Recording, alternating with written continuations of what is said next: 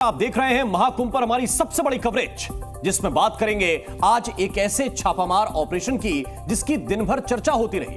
दरअसल महाकुंभ में सनातनी सेना ने आज मेले में भाईजान की तलाश शुरू कर दी, जिसे नाम दिया गया ऑपरेशन भाईजान। इस दौरान दुकानदारों से उनकी जाति पूछी गई, ठेले वालों से उनका नाम बताने के लिए कहा गया और इस दौरान जिस पर जरा सा भी शक हुआ उससे सीधा आधार कार्ड मांग लिया गया। लेकिन सोचने वाला सवाल यह है कि आखिर यह सब हुआ क्यों। हमने इसे लेकर एक खास रिपोर्ट तैयार की है, ये आप जरूर देखिए। जब खाने में थूका जाता है तो क्या होता है, ये उसके साइड इफेक्ट का पहला सबूत है। यहाँ मुस्लिमों की जरूरत नहीं है, मैं किसी भी हालत में यहाँ मुस्लिमों को नहीं घुसने देंगे। जब थूक से मसाज करने का वीडियो बनाया जाता है तो क्या होता है, ये उसके साइड इफेक्ट का दूसरा सबूत है। जब मक्का मदीना में हमारी जरूरत नहीं है तो उनको हमारे यहाँ की जरूरत नहीं है। और जब थूक लगाकर भगवान की मालाएं बनाई जाती हैं तो क्या होता है, ये उसके साइड इफेक्ट का तीसरा सबूत है। हम कुंभ में ये देख रहे हैं कि मुस्लिम अपने भेष बदल बदल के और अल्पसंख्यक बदल बदल के अपने भेष को, और बहुत सारे लोग यहाँ आ रहे हैं। क्या उसमें आधार कार्ड दिखाओ। ये प्रयागराज में हो रहे सबसे बड़े सनातनी समागम की सबसे लेटेस्ट तस्वीर है। थूक रहे हैं ये लोग, नाना प्रकार की गंदगी फैला रहे हैं, जिसमें साधु संतों ने मुसलमानों के खिलाफ ऑपरेशन भाईजान शुरू कर दिया है। हालत में दुकान नहीं लगेगी यहाँ। और ये ऑपरेशन ऐसा वैसा नहीं, बल्कि जो भी इस ऑपरेशन के दौरान पकड़ा जाएगा उसका ऑन स्पॉट इलाज किया जाएगा। मगर 1 घंटे के भीतर उसे महाकुंभ क्षेत्र से बाहर कर दिया जाएगा। ये संत है और भारी नाराज नजर आ रहे हैं और पूरे जमगढ़ में ये इंस्पेक्शन करने के लिए निकल गए। कह रहे कि जो हमारे धर्म को दूषित कर सकते हैं उन्हें हम क्यों महाकुंभ में रहने दें, हमारे अंगने में तुम्हारा क्या काम है। बड़ी तादाद में ये दुकानों पर पहुंच रहे, दुकान दुकान और आधार चेकिंग अभियान चल रहा है। अब सवाल यह है कि महाकुंभ के सनातनी आखिर ऐसा करेंगे कैसे। तो बड़े ध्यान से देखिए, कंप्यूटर बाबा ने महाकुंभ के साधु संतों को लेकर इसकी पहल भी कर दी है, जिसके तहत महाकुंभ क्षेत्र में लगने वाले खाने पीने की दुकानों से लेकर साज सज्जा के ठेलों तक सभी की पहचान की जा रही है। साधु संत पहले नाम पता पूछ रहे हैं, फिर जाति समाज की जानकारी जुटा रहे हैं। अगर शक होता है तो फिर आधार कार्ड मांग लिया जाता है। क्या उसमें आधार कार्ड दिखाओ। आधार कार्ड बाबा निकल गए बिना आधार के, यहाँ नहीं रहने देंगे। ये स्वागत हो रहा है। ये किस बात का स्वागत हो रहा है? बोलो कंप्यूटर बाबा की। हमारा हम जो चाह रहे जी, क्या कह रहे हैं? चेक इन कर रहे हैं बाबा, अच्छी बात है। प्रशासन कर रहे हैं, देख रहे हैं कौन कहाँ है क्या है। कंप्यूटर बाबा आधार कार्ड चेक कर रहे हैं। ये क्या नाम है बाबा आधार कार्ड में इनका? अभिषेक नाम इसका। अभिषेक। ठीक है ठीक ये है, एक बार दिखाइए, ये दिखाइए। ये बाबा ने क्या काय की दुकान लगाते हो? सदरी की है सर। सदरी की है। कहाँ के रहने वाले हो? यू कानपुर के। यानी साधु संतों का क्लियर कट एजेंडा है कि जब मक्का में हिंदुओं को एंट्री नहीं मिलती तो फिर महाकुंभ के पवित्र समागम में मांसाहार करने वाले मुसलमानों का क्या काम। ये देखिए, ये नई दुकान पर आधार कार्ड है महाराज। हाँ लाओ, ऐसे दिखाओ। मगर यहाँ यदि कोई मुस्लिम होगा, मुस्लिम नहीं होगा, इसलिए यदि कोई मुस्लिम हो तो आपको बताना भी है। यहाँ पे जो है महाकुंभ में सनातनी का पर्व है और यहाँ कोई भी मुस्लिम यहाँ नहीं आ सकता। और उनका आधार कार्ड। बाबा भारी नाराज है, हर एक दुकान पर जा रहे हैं, चेक कर रहे हैं, चाहे फल फ्रूट वाला हो या कोई भी हो। एक और नई दुकान की तरफ आ गए और ये नो एंट्री है। ये देख लीजिए, ये देख लीजिए नारायण केवट जी। एमपी का रहने वाला है। दरअसल सनातनियों का एक गुस्सा भड़का है मौलाना शाहबुद्दीन रजवी के बयान के बाद, जिसमें उन्होंने कहा था कि महाकुंभ का कार्यक्रम वक्फ बोर्ड की जमीन पर हो रहा है। रजवी के बयान पर प्रतिक्रिया देते हुए शंकराचार्य सदानंद सरस्वती ने कहा कि जो वंदे मातरम नहीं बोलते महाकुंभ में उनकी कोई जरूरत नहीं है। बस जैसे ही शंकराचार्य सदानंद सरस्वती का बयान सामने आया, साधु संतों ने ऑपरेशन भाईजान शुरू कर दिया, जिसकी कई वजह भी बताई गई हैं। पहली वजह, कुछ मुसलमान खाने में थूक कर फूड जिहाद करते हैं। दूसरी वजह, थूक से मसाज करके घिनौना जिहाद फैलाते हैं। तीसरी वजह, पानी में थूक कर जल जिहाद को बढ़ाते हैं। और चौथी वजह ये बताई जा रही है कि ये जूस में पेशाब मिलाकर हिंदुओं को पिलाते हैं, जिससे जूस जिहाद का नाम दिया गया है।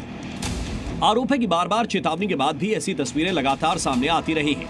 जो मजबूर करती हैं कि मुसलमानों को सनातनी समागम से दूर रखने के सिवाय दूसरा कोई चारा नहीं है।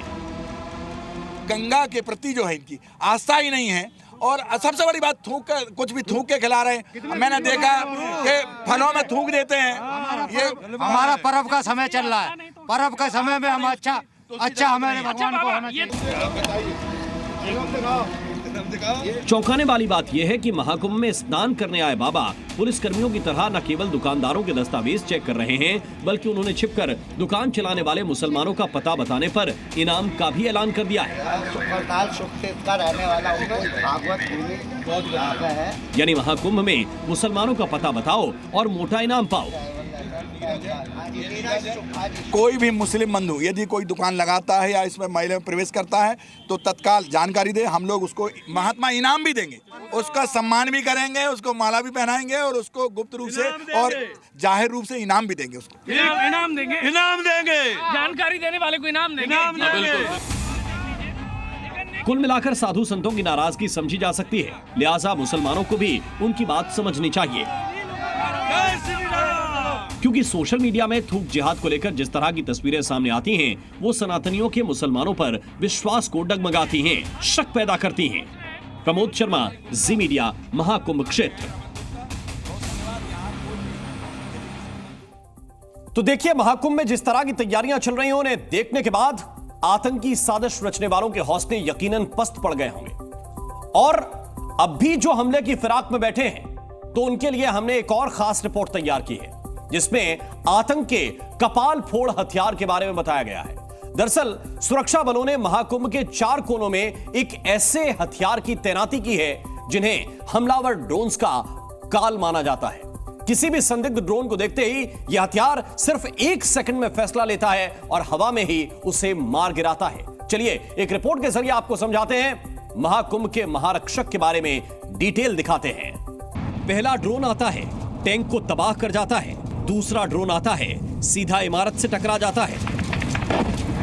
और तीसरा ड्रोन आता है तो वो भी भयानक तबाही मचाता है। अब सवाल यह है कि महाकुंभ की सबसे बड़ी कवरेज में आखिर इन ड्रोन हमलों को दिखाने के पीछे का हमारा मकसद क्या है? तो मकसद बहुत सीधा और साफ है। दरअसल मकसद ये बताना है कि जिस तरह ड्रोन आजकल युद्ध में तबाही मचा रहे हैं, ठीक उसी तरह ड्रोन्स का इस्तेमाल आतंकी महाकुंभ के लिए भी कर सकते हैं, क्योंकि मौजूदा युग में ड्रोन एक छोटा और खौफ मचाने वाला हथियार बन चुका है, जो चकमा देकर बड़े बड़े हथियारों को तबाह करने की ताकत रखता है। और इस वजह से महाकुंभ की सुरक्षा के लिए एंटी ड्रोन सिस्टम को लगाया गया है।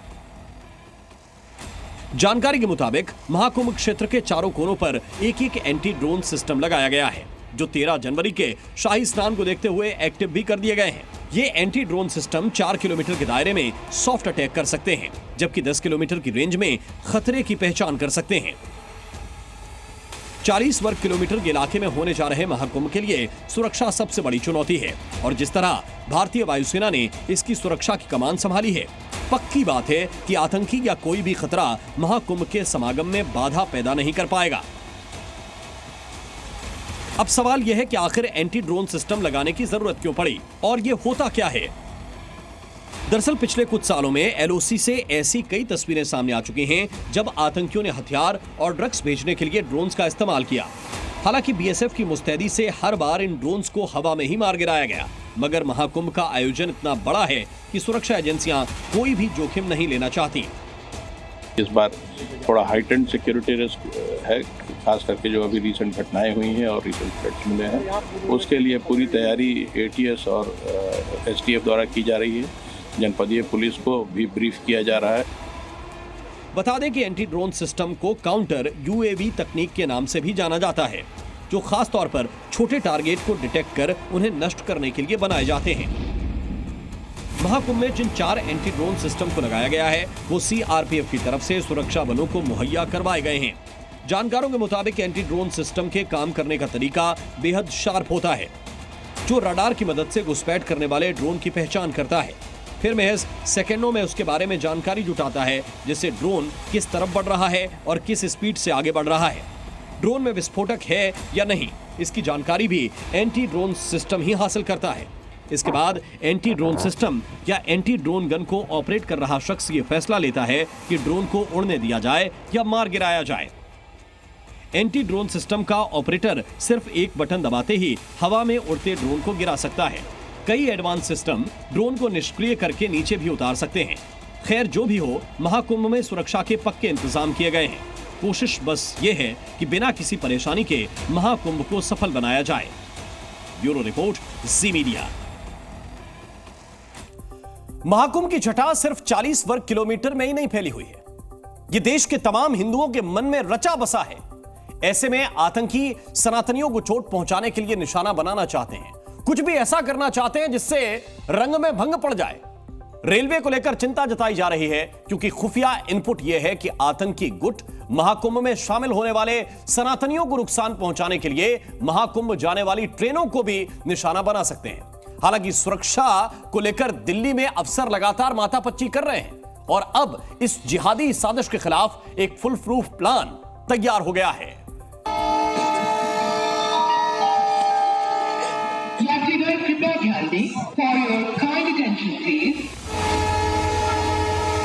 पहली ट्रेन,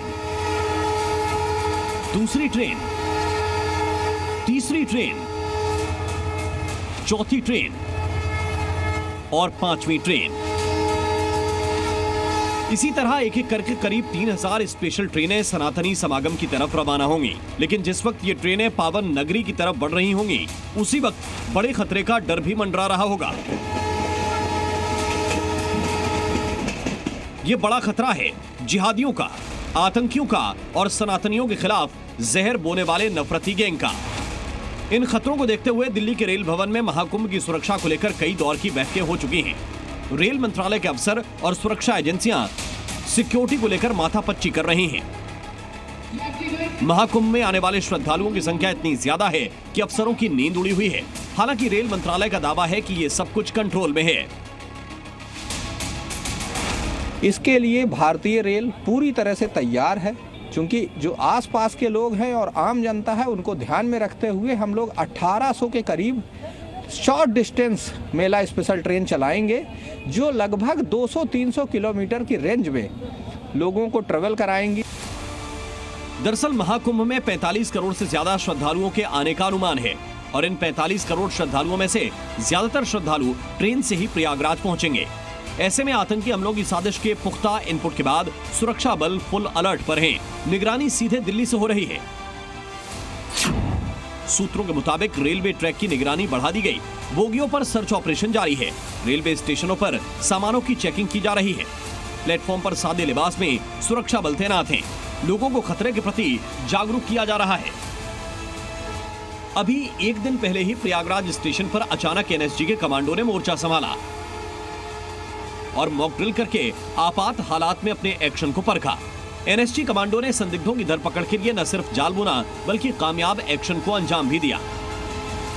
जाहिर है लाखों करोड़ों यात्रियों की सुरक्षा को लेकर एजेंसियां बिल्कुल कोताही नहीं बरत रही। सूत्रों के मुताबिक आरपीएफ यानी रेलवे सुरक्षा बल और जीआरपी यानी गवर्नमेंट रेलवे पुलिस के जिम्मे रेलवे की सुरक्षा है। रेल परिसर के अंदर और चलती ट्रेन में यात्रियों की सुरक्षा का पूरा प्रबंध इन दो संस्थाओं के जिम्मे होगा। इसके अलावा ट्रैक की निगरानी आरपीएफ और केंद्रीय पुलिस बल करेंगे। इसके अलावा एनएसजी किसी भी कॉम्बैट ऑपरेशन के लिए तैयार रहेगी। रेलवे की सुरक्षा की तैयारी इसलिए जरूरी है क्योंकि प्रयागराज पहले से ही आतंकियों के निशाने पर है। महाकुंभ मेले को लेकर थ्रेट परसेप्शन काफी हाई है और इस बीच रेल जिहाद का डर इसलिए भी जताया जा रहा है क्योंकि यूपी में ही हाल फिलहाल में ट्रेन को टारगेट किया गया था। 17 अगस्त को कानपुर में साबरमती एक्सप्रेस ट्रैक पर रखे बोल्डर से टकराई थी। 22 अगस्त को अलीगढ़ में पुलिस ने रेल जिहाद की साजिश रचने के आरोप में एक शख्स को गिरफ्तार किया था। 23 अगस्त को ही यूपी के फर्रुखाबाद में भी रेल जिहाद की साजिश सामने आई थी। लकड़ी का एक बड़ा टुकड़ा रेलवे ट्रैक पर रखा था। बताया जा रहा है कि महाकुंभ के दौरान उत्तर मध्य रेलवे की ओर से 13,000 ट्रेनें चलाई जाएंगी, जिसमें 10,000 से ज्यादा नियमित ट्रेनें होंगी तो वहीं 3,000 स्पेशल ट्रेनें चलाई जाएंगी। समझना मुश्किल नहीं कि चुनौती कितनी बड़ी है, लिहाजा यात्रा के दौरान सतर्क रहें। किसी भी संदिग्ध सामान या व्यक्ति की सूचना तुरंत पुलिस को दें। ब्यूरो रिपोर्ट, जी मीडिया। आपने किसी को न्योता देते हुए देखा है? वैसे आमतौर पर घर में जब कोई फंक्शन हो, कोई शादी हो, कोई धार्मिक कार्यक्रम हो, तो रिश्तेदारों को न्योता कैसे दिया जाता है? कोई इनविटेशन कार्ड होता है, कार्ड छपवाया जाता है, दे दिया जाता है। लेकिन क्या आपने कभी यह सुना है या देखा है कि किसी को आमंत्रित करने के लिए या बुलाने के लिए आसमान से संदेश दिया जाए? जी हां, आज हम आपको एक ऐसी ही रिपोर्ट दिखाने जा रहे हैं जिसमें भारत की बेटी ने 13,000 फीट की ऊंचाई पर जाकर दुनिया को महाकुंभ में आने का संदेश दिया है। ये रिपोर्ट देखिए। इसे कहते हैं 7 समंदर पार महाकुंभ की जय जयकार। करीब 1.5 मिनट के इस वीडियो को जिसने भी देखा दंग रह गया।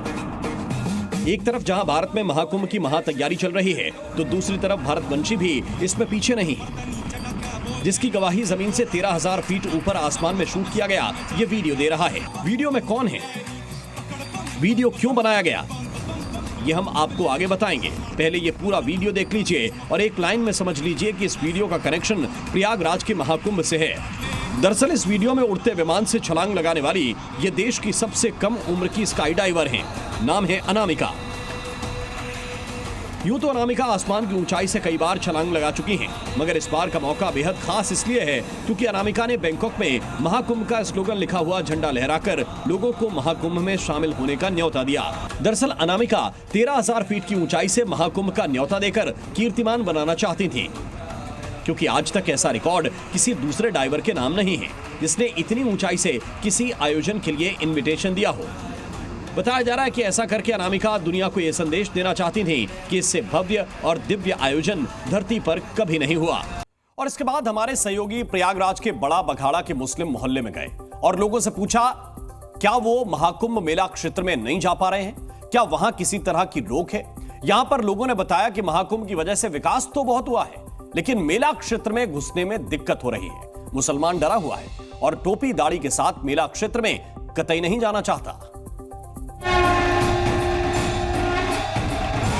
महाकुंभ की वजह से बघाड़ा का दिन लौट आया है। मुस्लिम कोई भी दुकान नहीं लगाने देते। अच्छा, ये सच है। अब आपकी मर्जी नहीं है ना, जाइए आप। क्या प्रयागराज में मुसलमान डरे हुए हैं? क्या महाकुंभ मेला क्षेत्र में मुसलमानों की एंट्री पर रोक है? प्रयागराज मेहमानों की अगवानी के लिए तैयार है, लेकिन प्रयागराज के मुस्लिम मोहल्ले में क्या चल रहा है? महाकुंभ के दौरान प्रयागराज के मुस्लिम इलाकों में क्या चल रहा है, मुस्लिम मोहल्ला क्या सोच रहा है महाकुंभ के बारे में बातचीत करने के लिए इस वक्त हम लोग प्रयागराज के बड़ा बघाड़ा इलाके में। प्रयागराज के इस मुस्लिम मोहल्ले की सकरी गलियों में महाकुंभ की वजह से हुए शहर के विकास की बहुत चर्चा है। मुस्लिम आबादी खुलकर बोल रही है, काम तो हुआ है। हाँ, काम बहुत हुआ। समझ लीजिए कि यहाँ के आप रोड वगैरह देख लीजिए, बहुत जंगल टाइप का था, मगर योगी जी ने जो है मांग मेले की वजह से बहुत अच्छा बन गया। महाकुंभ की वजह से बघाड़ा का दिन लौट आया है। इलाके की सड़क चौड़ी हुई है, ओवर ब्रिज बनाए गए हैं, तो बड़ा बकरा मोहल्ले में ऐसे भी लोग हैं जो भड़के हुए हैं। कैमरे पर साफ साफ दावा कि महाकुंभ मेला क्षेत्र में मुसलमानों के लिए नो एंट्री का बोर्ड चस्पा है, पाबंदियां लगाई गई हैं। मुस्लिम कोई भी दुकान नहीं लगाने देते। अच्छा, ये सच है। मुस्लिम की दुकान लगा ले देते हैं, बहुत काम होता है, मगर मुस्लिम कुछ करने नहीं दे रहे हैं। हाँ, ये सच है।